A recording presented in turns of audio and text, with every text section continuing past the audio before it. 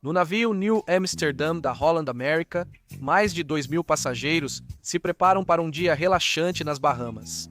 Música de tambor de aço flutua pelo ar, coquetéis estão sendo preparados, protetor solar está sendo aplicado. 4 convéses abaixo no interior do navio, 2 homens estão trabalhando, um engenheiro e um limpador da casa de máquinas. Eles estão realizando manutenção de rotina no sistema de esgoto, nada de incomum, apenas mais um dia na casa de máquinas. Mas algo estava errado. Primeiro, os homens ouviram fortes estrondos vindos do outro lado da sala. Apenas 86 segundos depois, eles ficaram presos numa armadilha mortal, escaldante, sem saída. Esta é a história do que aconteceu no Novo Amsterdã, uma história de falha mecânica catastrófica. Um resgate desesperado e 2 homens que saíram para trabalhar e nunca mais voltaram. Construído em 2010, o Novo Amsterdã é impressionante. 11 convéses de passageiros ficam acima da linha d'água, enquanto 4 abaixo abrigam alojamentos da tripulação e a grande casa de máquinas. A Holland America Line, a empresa por trás do navio, construiu uma reputação baseada em segurança, tradição e luxo, e faz parte da Carnival Corporation, a maior companhia de cruzeiros do mundo. A cidade flutuante é mantida viva por 6 geradores a diesel que produzem eletricidade. Essa eletricidade alimenta a propulsão e todos os sistemas do navio. O ar-condicionado, as luzes, os elevadores, as cozinhas, o entretenimento, tudo. Mas há outro sistema funcionando no navio, uma tecnologia mais antiga e mais perigosa. O sistema de vapor. O vapor é usado em navios há mais de 2 séculos. É uma maneira eficiente de transferir calor de um lugar para outro. No New Amsterdam, o sistema opera em alta pressão e a 340 graus Fahrenheit ou 170 graus Celsius. O vapor é gerado na casa de máquinas. Quando os geradores a diesel do navio funcionam, seus gases de escape fervem a água. O vapor é canalizado pelo navio para onde for necessário aquecer o óleo combustível, manter as cabines dos passageiros aquecidas e a piscina agradável. Nos convéses inferiores, a lavanderia e as cozinhas também usam vapor, mas ele também é perigoso. Quando a água se transforma em vapor, ela se expande até 1.600 vezes o seu volume original. E se essa pressão for liberada de repente, os resultados podem ser catastróficos. Os canos do navio se expandem e se contraem à medida que esquentam e esfriam. Se um cano longo transporta vapor a 340 graus, ele ficará mais comprido. Não muito, mas o suficiente. Se o cano não puder se expandir, ele vai falhar. É aí que entram as juntas de expansão, uma seção flexível feita de aço inoxidável corrugado. Quando o cano esquenta e tenta se expandir, a junta de expansão se comprime. Quando o cano esfria e se contrai, a junta se estica. É uma solução simples para um problema complexo, mas as juntas são mais frágeis do que o cano sólido. Se a pressão subir muito ou não forem bem mantidas, podem falhar. Em New Amsterdã, havia uma junta de expansão em parte do cano da sala de esgoto dianteira. Esse cano era de um ramal que levava vapor aos aquecedores da sala de água potável. Esses aquecedores eram raramente usados na maior parte do ano. O navio usava água quente vinda dos motores principais em vez disso. Os aquecedores a vapor eram usados apenas com os motores principais desligados. E isso só acontecia alguns dias por ano. Então esse tubo, com sua junta de expansão, ficava sem uso a maior parte do tempo. Não completamente inativo, mas também não totalmente em uso. 2 válvulas de bloqueio que levavam aos aquecedores eram mantidas levemente abertas para evitar que o tubo esfriasse completamente, o que significava que sempre havia alguma pressão no sistema. 5 dias antes do acidente, em 17 de março de 2024, um membro da equipe notou vazamento em um aquecedor de água na sala de água potável. Nada grave, mas suficiente para exigir atenção. O aquecedor precisava ser removido para conserto. Para movê-lo, o fornecimento de vapor foi desligado. Havia uma válvula no cano que levava ao aquecedor que o membro da equipe fechou completamente. Depois de alguns dias, o aquecedor foi consertado e reinstalado. Tudo foi remontado. As conexões foram apertadas. O sistema foi verificado, mas a válvula no cano de abastecimento nunca foi reaberta. Ela permaneceu fechada, isso foi um erro. Com aquela válvula fechada, o vapor que ainda entrava no cano por aquelas duas válvulas de bloqueio levemente abertas não tinha para onde ir. Ele não podia fluir para os aquecedores e a pressão começou a aumentar.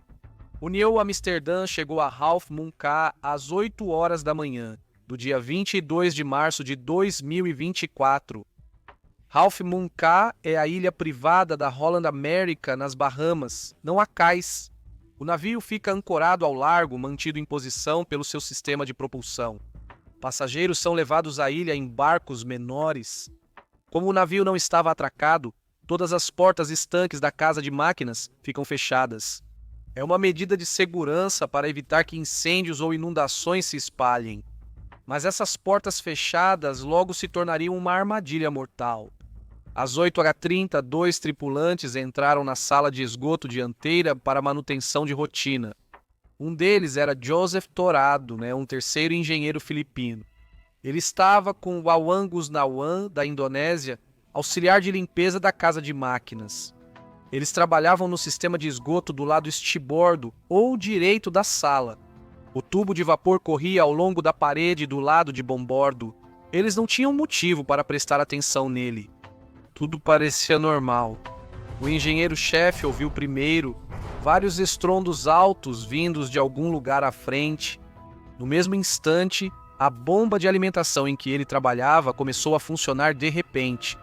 Ela estava reagindo a uma queda de pressão massiva no sistema. Algo tinha falhado, algo grande. Na sala de esgoto dianteira, Joseph e Wawan também ouviram as explosões. Eles estavam muito mais perto. O som vinha do outro lado da sala, do cano de vapor. Então a junta de expansão se rompeu. Vapor a 340 graus Fahrenheit e 115 psi e rompeu na sala. Em um instante, o ar foi substituído por vapor superaquecido. Muito provavelmente, os dois homens não conseguiam enxergar ou respirar enquanto o vapor preenchia a sala. A pele e os pulmões deles estariam queimando e eles só tinham alguns segundos para sair. Joseph e Wawan correram para as portas. 2 portas saíam da sala de esgoto dianteira, a porta 3, que levava à sala de água potável, e a porta 4, que levava à sala de esgoto traseira. Ambas as portas eram pesadas e à prova d'água, e ambas estavam fechadas. Eles tentaram abrir a porta. Mas portas hidráulicas não são fáceis de abrir manualmente. Elas são projetadas para serem controladas por pressão hidráulica. Existe um comando manual, uma bomba de mão, mas isso leva tempo. Eles não tinham esse tempo. O vapor estava em todo lugar. A temperatura na sala estava subindo rapidamente e o nível de oxigênio estava caindo. A operação de resgate começou às 9h13, quando os alarmes soaram por todo o navio. Na sala de controle dos motores, um alarme indicou um vazamento elétrico, provavelmente causado por umidade ou dano. Simultaneamente, o alarme de incêndio da casa de máquinas disparou. Todos os detectores de fumaça na sala de esgoto dianteira foram acionados. Na ponte, os oficiais-chefes viram os alertas e acionaram o alarme de emergência de primeiro estágio. Isso ativou o que é chamado de ronda de incêndio. Cada membro da tripulação do navio tem uma função designada em caso de incêndio, e 4 equipes de combate a incêndio se reuniram imediatamente. Na sala de controle, o engenheiro de plantão observava o sistema integrado de monitoramento e alarmes. Essa rede monitora todos os sistemas técnicos do navio, e ele viu algo preocupante. A pressão no sistema de vapor havia caído de 115 psi para 70. Essa grande queda indicava um vazamento significativo. O engenheiro-chefe ouviu as explosões, viu a reação da bomba de alimentação e entendeu o ocorrido. Isso não era um incêndio, era um vazamento de vapor. Ele ordenou que a válvula de isolamento de vapor fosse fechada. Essa válvula controlava o vapor das seções dianteiras do navio. Então, minuto a minuto, o horror do que realmente havia acontecido foi se revelando. Menos de 1 minuto após o alarme, 4 equipes de combate a incêndio já haviam se equipado, achando que responderiam a um incêndio. Um grupo de tripulantes chegou à sala de esgoto de popa, logo atrás da de proa, com José e o Wawan. Eles foram até a porta 4 e tentaram abri-la. A porta se abriu levemente e vapor quente e pressurizado saiu rapidamente. O vapor atingiu os membros da tripulação, forçando-os a recuar e soltar o controle da porta. A porta pesada se fechou com um estrondo. Por volta das 9h20, notaram que José não apareceu no ponto de reunião e estava desaparecido. O primeiro engenheiro foi nomeado comandante no local. Ele liderou a busca, iniciando pela sala de esgoto dianteira, origem do alarme. 6 minutos depois, chegaram à sala de esgoto traseira. Ele tentou abrir a porta 4, mas não conseguiu porque estava quente demais para tocar. Ele usou a câmera térmica e a apontou para a porta. Ela marcou 212 graus Fahrenheit ou 100 graus Celsius. Às 9h30, todos os membros da tripulação já haviam sido encontrados, exceto 2. Agora, o resgate se tornou urgente. 2 homens estavam presos lá dentro. Equipes de combate ao fogo tentaram abrir as portas 3 pela sala de água potável na frente e 4 na parte de trás. Sempre que abriam uma porta, mesmo parcialmente, vapor escapava e eles recuavam. Então a porta se fechava novamente. Finalmente conseguiram abrir um pouco a porta 3. A sala de água potável imediatamente se encheu de vapor e a equipe teve que recuar por uma saída de emergência. Outra equipe conseguiu abrir um pouco a porta 4 e mantê-la aberta por um tempo. Mas a sala de esgoto de popa se encheu de vapor, forçando-os a abandoná-la também. O problema era que a sala de esgoto de proa, onde o cano estourou, ainda estava cheia de vapor. Mesmo com o fornecimento de vapor cortado, a sala continuava retendo calor. Sempre que abriam uma porta, o vapor invadia a sala ao lado. As equipes de combate a incêndio não conseguiam entrar. Então, às 9h44, eles mudaram de tática. Abriram mais 2 portas pelo convés para melhorar a circulação de ar. Depois aumentaram os ventiladores de ventilação ao máximo. A equipe de combate a incêndio conseguiu abrir um pouco a porta 3, mas teve que recuar novamente. O tempo passava e a situação se tornava mais desesperadora enquanto eles tentavam. Os socorristas sabiam que 2 homens estavam presos e o tempo acabando, mas ainda não conseguiam abrir as portas. A bomba manual, que deveria abrir as portas manualmente, não estava funcionando, possivelmente porque o óleo hidráulico estava muito quente ou porque a pressão não estava sendo gerada corretamente. Seja qual fosse o motivo, as portas não abriam. Às 10h08, cerca de meia hora após o rompimento do cano, conseguiram abrir totalmente a porta 3. Eles acharam a primeira vítima logo na sala de esgoto dianteira. Ele estava perto da saída tentando sair. Às 10h, 16 bombeiros 3 e 4 voltaram a trabalhar na outra porta, tentando abri-la mais. Quando finalmente conseguiram abri-la o suficiente, encontraram a segunda vítima. Ele também estava tentando escapar. De acordo com o sistema automático de detecção de incêndio do navio, levou apenas 86 segundos desde o primeiro alarme até a sala ficar completamente cheia de vapor. Mas como as coisas puderam dar tão errado? Para responder à pergunta, uma investigação foi iniciada após o acidente. Abaixo do convés, os danos eram extensos. O calor era tão forte que a tinta descascou e detectores de fumaça e cúpulas de lâmpadas de plástico derreteram. Até um tanque de fibra de vidro rachou pelo calor. O Conselho de Segurança holandês entrevistou a tripulação, examinou os sistemas do navio, revisou registros de manutenção e analisou a junta de expansão que falhou. Eles encontraram uma cadeia de fatores contribuintes em vez de uma única causa. Primeiro, havia a válvula que foi deixada fechada após o conserto do aquecedor. Isso fez com que a pressão dentro do cano aumentasse além do que o material podia suportar. Eventualmente, a junta de expansão se rompeu, enchendo a sala de vapor. Em segundo lugar, havia a natureza do cano. Era pouco usado, o que fazia com que esquentasse e esfriasse várias vezes. Isso causava tensão no metal ao longo do tempo. Em terceiro lugar, quando o vapor esfria, ele volta a se transformar em água.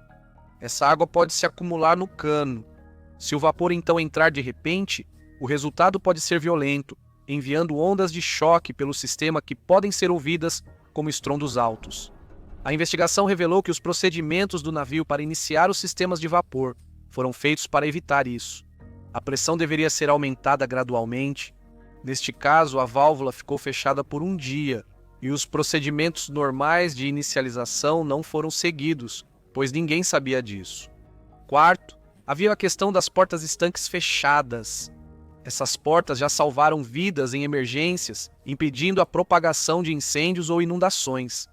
Neste caso, impediram a fuga por não poderem ser abertas. Quinto, faltavam equipamentos de respiração de emergência.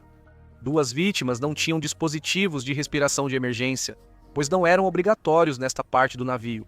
Se as vítimas tivessem esses dispositivos, talvez conseguissem chegar a uma saída de emergência ou sobreviver até abrirem as portas. O relatório do Conselho de Segurança holandês recomendou treinamento melhor sobre sistemas de vapor, procedimentos mais eficazes para rastrear válvulas após manutenção e disponibilidade de dispositivos de respiração de emergência em áreas de possível vazamento de vapor, e revisar o projeto das portas estanques para garantir que possam ser abertas em uma emergência. Logo após o acidente, os passageiros do cruzeiro notaram algo errado. O capitão anunciou que houve um incidente e que 2 membros da tripulação haviam falecido. Um passageiro contou depois aos repórteres que o capitão começou a chorar durante o anúncio. Ele fez 1 minuto de silêncio por eles. O clima no navio antes festivo tornou-se extremamente sombrio. Eventos cancelados e celebração interrompida. Ambos deixaram famílias para trás: Wawan Gusnawan, uma esposa e 2 filhos, Joseph Terrado, seus entes queridos, esperando em casa. O New Amsterdã continuou seu cronograma de cruzeiros após o incidente. Avaliadores independentes inspecionaram e confirmaram os sistemas do navio como operacionais. A Guarda Costeira dos Estados Unidos da América aprovou. Os passageiros que estavam a bordo durante o acidente e os membros da tripulação que responderam à emergência receberam aconselhamento. Se achou este vídeo interessante, inscreva-se. Isso ajuda muito.